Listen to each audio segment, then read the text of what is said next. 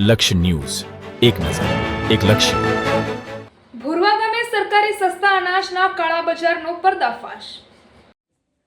ધાનપુર તાલુકાના ભોરવા ગામમાં ગરીબોને મળતું સરકારી સસ્તા અનાજનું સગેવગે થતું હોવાની ગંભીર ઘટના સામે આવે છે. આ ઘટનાએ સમગ્ર વિસ્તારમાં ભારે ચકચાર મચાવી છે. મળતી માહિતી મુજબ ભોરવા બે સસ્તા અનાજની દુકાનના દુકાનદાર પટેલ વર્તનભાઈ ધીરસિંહભાઈ દ્વારા સરકારનું અનાજ ગેરકાયદેસર રીતે અન્ય જગ્યાએ વેચાણ કરવા લઈ જવાતું હોવાના ગંભીર આક્ષેપો થયા છે. ગામના જાગૃત નાગરિકોએ લાંબા સમયથી શંકા જતા તેઓએ નજર રાખી હતી.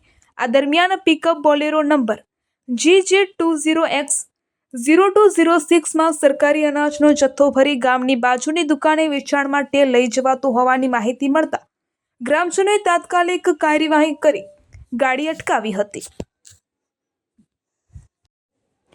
તપાસ દરમિયાન ગાડીમાંથી સરકારી અનાજનો જથ્થો મળી આવતા સમગ્ર મામલો બહાર આવ્યો હતો.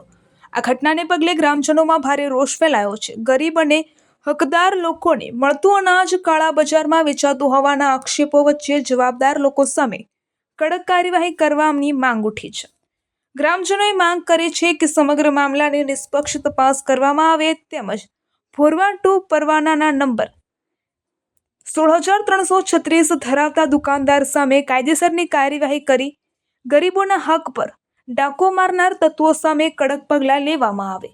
રિપોર્ટર યાસીર ગુડાલા. આજે અમારી ભોરવા ગામની સરકારી દુકાન જેના નામે ચાલે છે તેવા પટેલ નરવતસિંહ ધીરસિંહભાઈએ ગરીબોનું અનાજ, ચોખા, ઘઉં એમની પોતાની પિકઅપ ગાડીમાં વેચવા માટે જતા હતા. ત્યારે અમને ભોરવા ઘાસવાણી ચોકડી પાસે મળી અને એમને પૂછ્યું ક્યાં જાઓ છો. ત્યારે એ લોકો કે અમે આ ડ્રાઈવર એમ કહે છે કે આ અમે અનાજ વેચવા જઈએ છીએ. તો અનાજ અમે ચેક કરતા સરકારી અનાજ અમને માલુમ પડેલ છે, જે ખરેખર ગરીબોનું અનાજ વેચી પોતે અનાજ માફિયા તરીકેનું કામ કરે છે. ખરેખર આ ઘણું જ ખોટું છે. સરકારે આ બાબતે ગંભીર કાયદેસર કાર્યવાહી કરવી જોઈએ અને કડકમાં કડક પગલાં લેવા જોઈએ. આ સરકારની અનાજની દુકાનની લાયસન્સ સસ્પેન્ડ કરવું જોઈએ, આવી અમારી માંગ છે. આજરોજ તારીખ 9/5/2026ના રોજ મધરાતે 9:30 કલાકે મને ફોન આવતા આકાશવાણીની આગળ ચોકડી પર મને ફોન આવતા ત્યાંથી એવું જાણવા મળે કે એક મહિન્દ્રા પિકઅપની અંદર સરકારી અનાજનો જથ્થો વહન થઈ રહેલો છે. જે જથ્થાની તપાસણી કરતા તેઓ દ્વારા એવું જાણવા મળે કે સરકારી જથ્થો છે.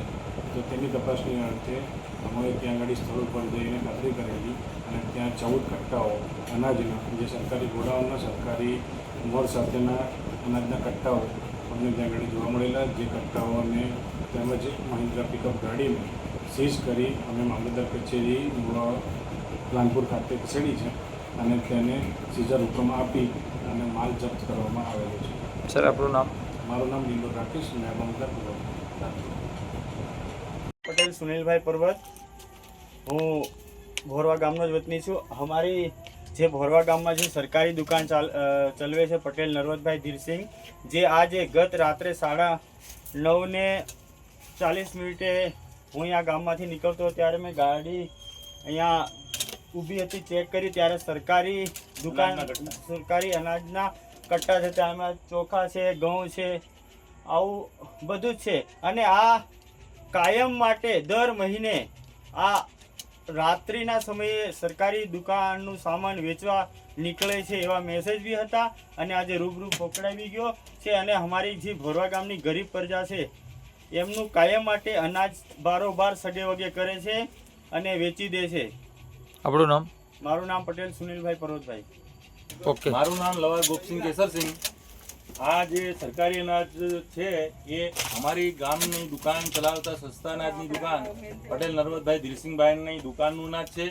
જેઓ હર હંમેશ દર મહિને 2-3 વાર એને પોતાની ગાડીની અંદર એને મન પડે ત્યારે વેચવા નીકળે છે. અમને પહેલેથી ખબર છે કે આ માણસ ગરીબોનું અનાજ વેચી ખાય છે, પણ અમે એને પકડવાના ફિરાકમાં નહોતા. પણ અમારા નસીબ જો કે કુદરતે અમને સપોર્ટ કર્યો ને, આજે એની આ ગાડી અમારી રૂબરૂ પકડાય છે.